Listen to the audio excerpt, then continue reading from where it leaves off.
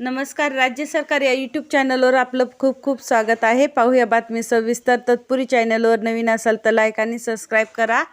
परत एकदा अंगणवाडी सेविकाताई मदतनीसाठी आनंदाची बात. अंगणवाडी सेविका मानधनाच्या प्रतीक्षेत अनेक महिन्यापासून प्रोत्साहन भत्ताही थकला. सकाळ वृत्तसेवा.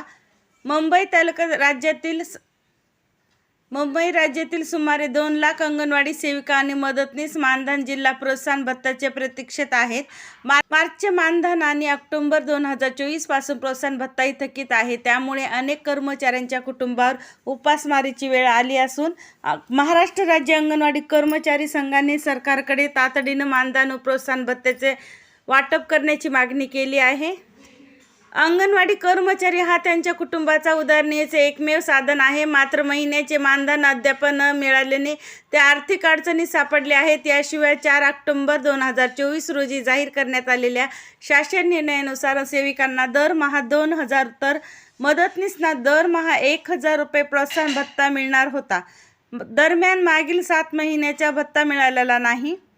त्यामुळे सेविकांचे 14,000 रुपये आणि मदतनीसांचे 7,000 रुपये थकले आहेत.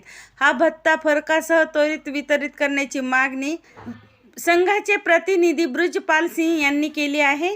केंद्र सरकार अंगणवाडी कर्मचारी यांना केंद्रीय 60% वाढ केली आहे, पण ते सुद्धा मानधन अजून मिळालेले नाही. तर अंगणवाडी सेविका एवढं कमी मानधन ते वेळेवर होत नाही. काही सेविका मदतनीस विधवा आहेत, तर घरची जबाबदारी आहे, लहान मुलं आहेत. धन्यवाद. असेच नवनवीन व्हिडिओसाठी चॅनल लाईक आणि सबस्क्राईब करा.